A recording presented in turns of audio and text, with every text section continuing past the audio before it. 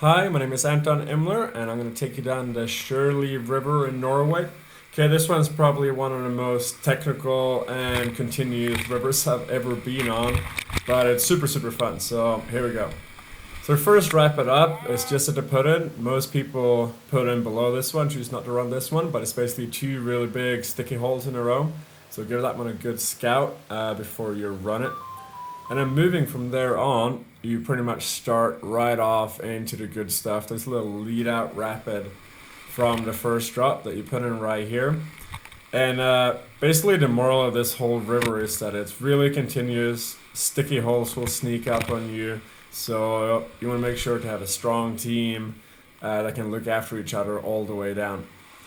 All right, so we're about a few hundred meters down from the put-in right here. You're gonna come up, you're getting close to the first big rapid right here. So you can use the slide as a landmark. There's a good eddy on the right side that you can stop and just have a little breather.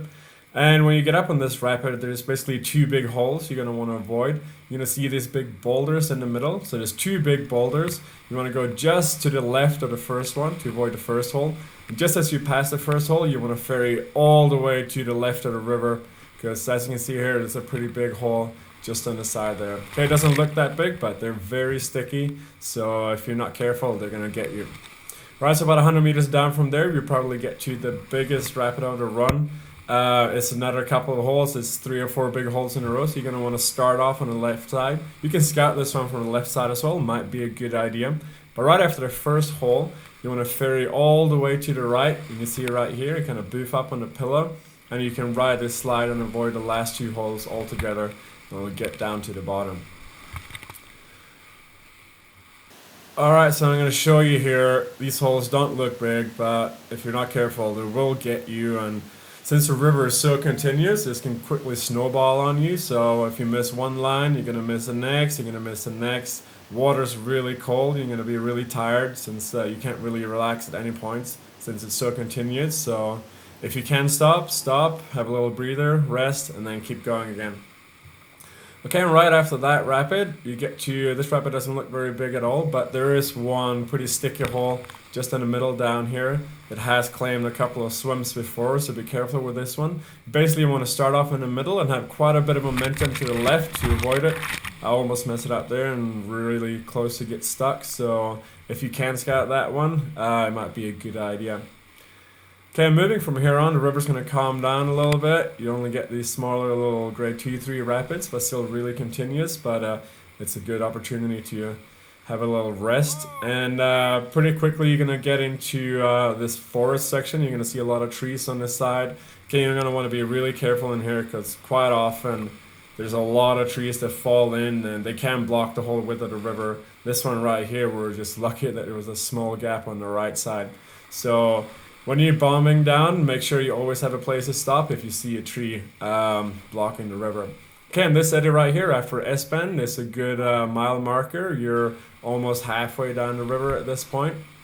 You're gonna get to a pretty bony rapid, nothing too serious. There are some trees that are stuck at some times, so make sure you're careful in there. Okay, and pretty shortly after that we get up on this rapid. It's a little more powerful. There are a lot of rocks and small holes in here, but you should be pretty good off if you just stay dead in the middle, point your nose downstream, have good speed, boof everything you see, and you should be good all the way to the bottom.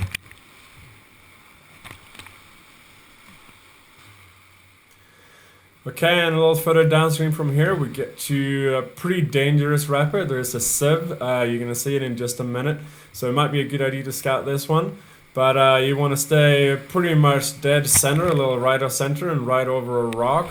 It's a little difficult because these holes will want to push you to the side. You can see right here, I almost got pushed into a little sieve on the side.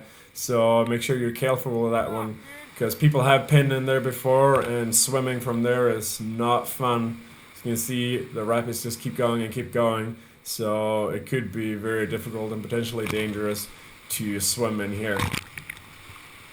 So just around the corner at the bottom here, you will find one eddy where you can stop in on the left side.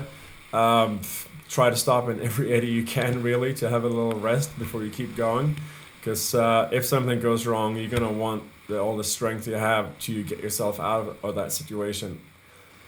Okay, and we're about 3/3 of the way down at this point. There's a little drop off here. There's some small holes, and you're gonna see right here. These holes don't look big, and they will sneak up on you. Water's really cold. You would have been paddling for about 40-45 minutes non-stop at this point, so you're gonna be really tired. So make sure you have a little bit of extra strength so you can fight your way out of situations like this. Because if you fight a hole for 30 seconds, a minute, when you're already tired, and then swim, and there's continuous rapids below, you're already in a really dangerous situation. So you're gonna want to be careful in here. Alright, next we get to this pretty manky, rocky rapid. You're gonna come up towards the end of the run. Keeps going for another kilometer or 2 kilometers or so of just non-stop white water.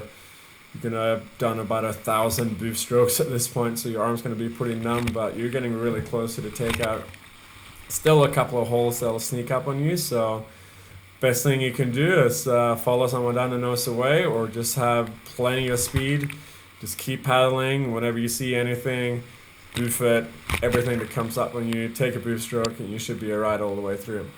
Alright, there's still some trees down here in the bottom section you're going to want to be careful about. Alright, these holes will push you all over the place if you're not careful, and you want to avoid getting pushed into any trees.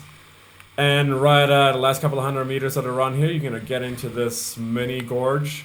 It calms down a little bit. There's one hole a little further down this gorge, but this gorge pretty much marks the last rapid before the takeout. Alright, so keeping going here. There's not much left. Coming up on the last hole right around here. Alright, nice and easy. And from here on, if you look to your left, you're going to see there's a concrete platform right here, an eddy behind it, and that is your takeout right there. And if you look closer, there's a gauge on there at the level we ran it here. The gauge showed 5, which is a pretty good level, I think. And from here, you just take out, hike up the road 100 meters, and you're at the takeout.